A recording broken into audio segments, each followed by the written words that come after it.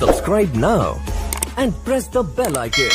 Never miss an update. خاتون حضور کی خدمت میں حاضر ہوئی اور عرض کی یا رسول اللہ صلی اللہ علیہ وسلم مجھ سے بدکاری سرزد ہو گئی ہے اور میرے پیٹ میں بچہ ہے اور میں چاہتی ہوں کہ آخرت کی سزا کی بجائے دنیا کے اوپر اس کی سزا مجھے دے دی جائے تاکہ میں پاک ہو جاؤں اور صاف ہو جاؤں، کیونکہ آخرت کی سزائیں بہت سخت ہیں۔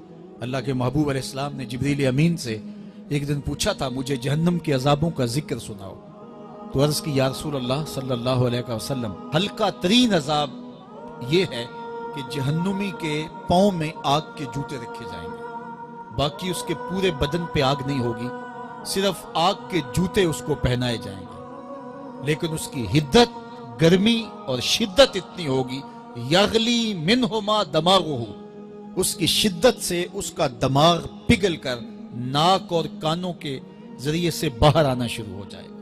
یہ سب سے ہلکے عذاب کی کیفیت ہے، اور جو عذاب سخت ہیں الیاذ باللہ، اللہ تعالیٰ قرآن مجید میں فرماتا ہے ثم لا يموت فیہا ولا یحیا، اس بڑے عذاب کا ذکر کیا جو جہنمیوں کو دیا جائے گا، فرمایا اس عذاب کی کیفیت یہ ہوگی بندہ نہ جیے گا نہ مرے گا۔ جیے گا اس لیے نہیں کہ آگے اور پیچھے دائیں اور بائیں آگ ہی آگ ہوگی، تو اس آگ میں جینا کو جینا تو نہیں ہوگا، اور مرے گا اس لیے نہیں کہ موت کو موت آ چکی ہوگی۔ تو وہ کتنا سخت عذاب ہوگا الیاذ باللہ کہ ہلکے ترین عذاب کی کیفیت یہ ہے کہ پاؤں میں آگ کا جوتا اور دماغ پگھل کے ناک اور کانوں کے راستے سے باہر آ جائے۔ تو اس نے عرض کی یا رسول اللہ صلی اللہ علیہ وسلم میرے اوپر حد جاری کر دیجئے، اور اس نے کہا کہ میرے پیٹ میں جو ہے وہ بچہ ہے۔ اللہ کے محبوب علیہ السلام نے فرمایا جاؤ جب بچہ پیدا ہو تو پھر آنا۔ وہ چلی گئی، تو جب بچہ پیدا ہوا تو گود میں اٹھائے پھر حضور کی خدمت میں حاضر ہوئے اور عرض کی یا رسول اللہ یہ ہے بچہ جو میں نے گناہ کیا تھا، بدکاری کی تھی، آج یہ اس کی نشانی ہے۔ تو اللہ کے محبوب علیہ السلام نے فرمایا کہ اسے لے جاؤ اور اسے دودھ پلاؤ، اور جب یہ کچھ کھانے پینے لگ جائے گا تو پھر آنا۔ کچھ دنوں کے بعد وہ دوبارہ حاضر ہوئی اور اس نے اس بچے کے ہاتھ میں روٹی کا ٹکڑا دیا ہوا تھا، اور عرض کی یا رسول اللہ دیکھ لیجئے اب یہ روٹی کھانے لگ گیا ہے۔ اللہ اکبر۔ تو اللہ کے محبوب نے فرمایا انہیں لے جاؤ اور جا کے انہیں سنگسار کر دو۔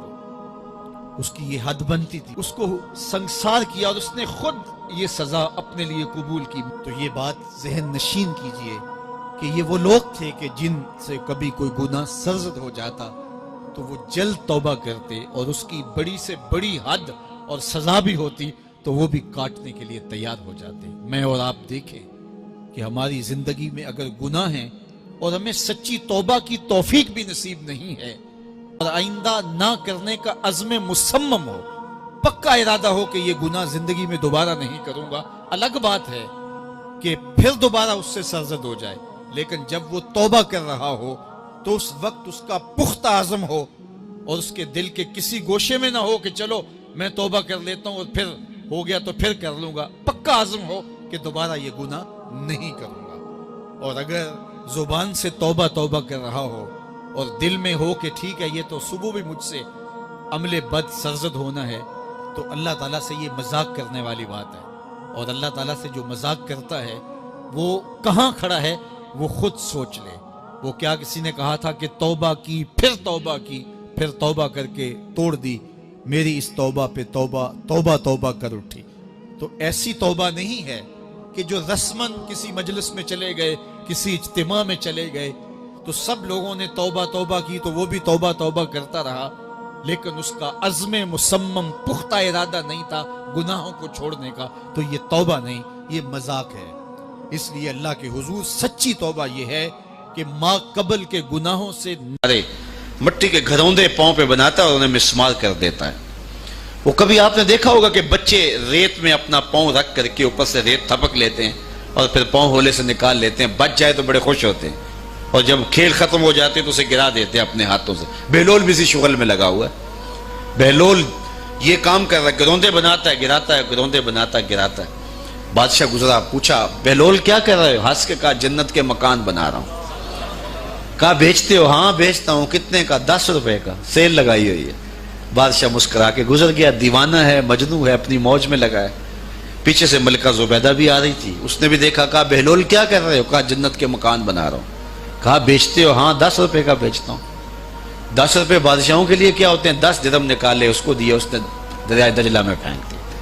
فقیر اتنی دیر تک فقیر نہیں بنتا. داتا صاحب فرماتے جب تک مٹی کا ڈھیلا اور سونے کی ڈلی اس کی نظر میں برابر نہیں ہو جاتا. اور ایک مکان کے گرد, ایک وہ گھروندے کے گرد دائرہ لگایا. کہا یہ تیرا ہوا. ملکہ گزر گئی, بادشاہ بھی چلا گیا. شام کو اپنے محل میں پہنچے. بادشاہ سویا, منظر جاگا کہ حشر کا دن ہے, پھر جنت کا منظر ہے. جنت میں بڑے بڑے خوبصورت مکان ہیں. ایک مکان تو بڑا ہی اچھا لگا, تو جی چاہا کہ اس مکان کو دیکھوں. تو جب قریب گیا تو دروازے پہ لکھا تھا ملکہ زبیدہ.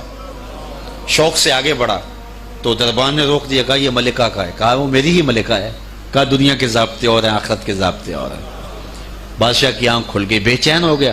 ملکہ کو بیدار کیا. کہا تو کون سا نیک عمل کیا ہے؟ میں نے جنت میں تیرا یوں محل دیکھا. ملکہ کہنے لگی وہی معمول کی نمازیں, وہی سب کچھ, کوئی نیا کام تو میں نے کیا نہیں. ہاں یاد آیا, کل گزر رہی تھی, دجلہ کا کنارہ تھا, وہ جسے لوگ مجذوب کہتے ہیں, وہ جو دیوانہ کہلاتا ہے, وہ بہلول, وہ جنت کے محل کہتا تھا, وہ بنا رہا تھا. میں نے کہا چلو کوئی بات نہیں, فقیر ہے, 10 روپے کیا ہوتے ہیں. تو میں نے 10 روپے کا ایک محل خریدا تھا. بادشاہ سر پکڑ کے بیٹھ گیا, وہ تو مجھے بھی کہتا تھا. میں دیوانے کی بات سمجھ کے گزر گیا. اگلے دن بادشاہ قصدن گزرا. جب قصدن گزرا نا تو دل دھڑک رہا تھا کہ کہیں مجذوب پھر آج مل جائے اور اسی موج میں ہو تو کام بن جائے. دیکھا تو بہلول وہاں بیٹھا ہوا ہے. آگے بڑھ کے دیکھا تو کام بھی وہی. بادشاہ پھر رک گیا, پوچھا بہلول کیا کر رہے ہو؟ اب دل دھڑک رہا تھا کہ مجذوب ہے, کوئی اور بات کہہ دے تو چلو اچھا ہو کہ وہی جواب دے دے. اس نے وہی جواب دیا, جنت کے محل بنا رہا ہوں. بادشاہ کا کچھ دل ٹھہرا, پھر کہا اچھا بیچتے بھی ہو؟ ہاں ہاں بیچنے کے لیے بنا رہا ہوں. بادشاہ ادھر جیب میں ہاتھ ڈال رہا ہے اور ادھر پوچھ رہا ہے کتنے کا؟ کہا آدھی حکومت لگے گی. کہا کل تو 10 روپے کے بتا رہے تھے. کہا کل تم نے دیکھا نہیں تھا, آج سودا دیکھ کے لے رہے. اللہ تعالیٰ ارشاد فرماتا ہے انما تنذر من اتبع الذکر وخشی الرحمن بالغیب, جو ان ڈٹھے سودے کرتے ہیں, جو بغیر دیکھ کے کرتے ہیں. اچھا چلو ایک خوشخبری میں آپ کو بھی سناؤں, اور وہ خوشخبری رسول اللہ کی زبان سے. حضور نے فرمایا طوبی لمن رآنی وآمن بی وطوبی 7 مرات من لم یرانی وآمن بی. فرمایا صحابہ تمہیں مبارک ہو ایمان کی کہ تم نے مجھے دیکھا اور میرے اوپر ایمان لائے.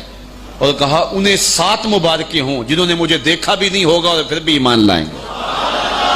انما تنذر من اتبع الذکر وخشی الرحمن بالغیب فبشرہ بمغفرۃ واجر کریم.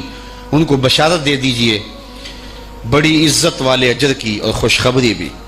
تو جس اجر کو میرا رب بھی کریم کہہ رہا ہے وہ اجر کیسا ہوگا. تو یہاں تو لہجہ دم توڑتا ہے اور الفاظ ساتھ نہیں دیتے کہ اجر کریم کی کیا تعریف کریں جس اجر کو میرے رب ہے. لا فضل لعربی علی اعجمی, کسی عربی کو اجمی پر کوئی فضیلت نہیں ہے, اور کسی اجمی کو کسی عربی پر کوئی فضیلت نہیں ہے. کسی گورے کو کالے پر, کسی کالے کو گورے پر کوئی فضیلت نہیں. فضیلت کا معیار صرف تقوی ہے.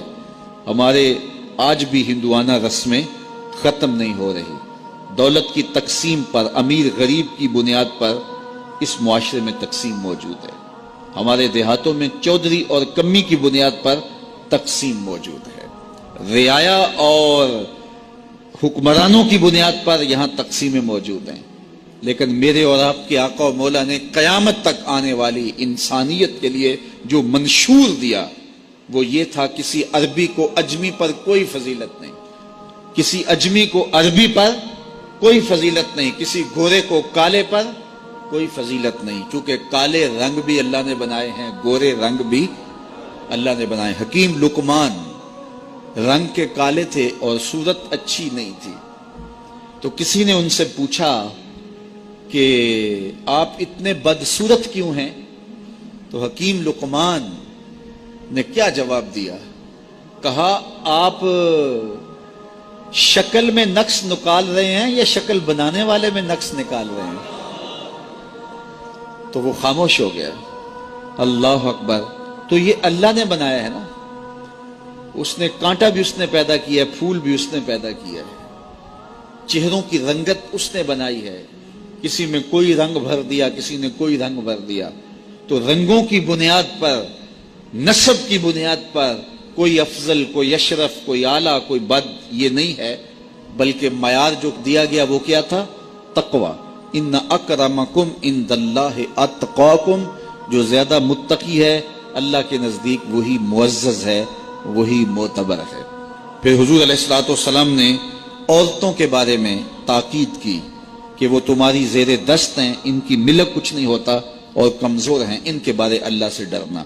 اور حضور نے ان کے ساتھ حسن سلوک کرنے کی وصیت کی. پھر غلاموں کے ساتھ حسن سلوک کرنے کا حضور نے درس دیا کہ جو خود کھاتے ہو وہ انہیں کھلاؤ, جو خود پیتے ہو انہیں پلاؤ, جو خود پہنتے ہو انہیں پہناؤ. بعض لوگ ملازم کو, ماتحت کو جو ہیں وہ ہلکے کپڑوں میں کسن رکھتے ہیں تاکہ پتہ چل جائے کہ یہ غلام ہے, یہ ملازم ہے اور ہم باس ہیں. حضور علیہ الصلوۃ والسلام نے ان 3 چیزوں کی تاکید کی.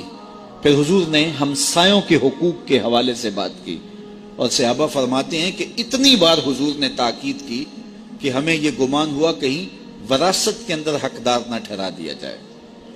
تو ہمسایوں کے حقوق کے حوالے سے حضور نے تاکید ارشاد فرمائی. پھر حضور نے 3 باتوں کی تاکید فرمائی.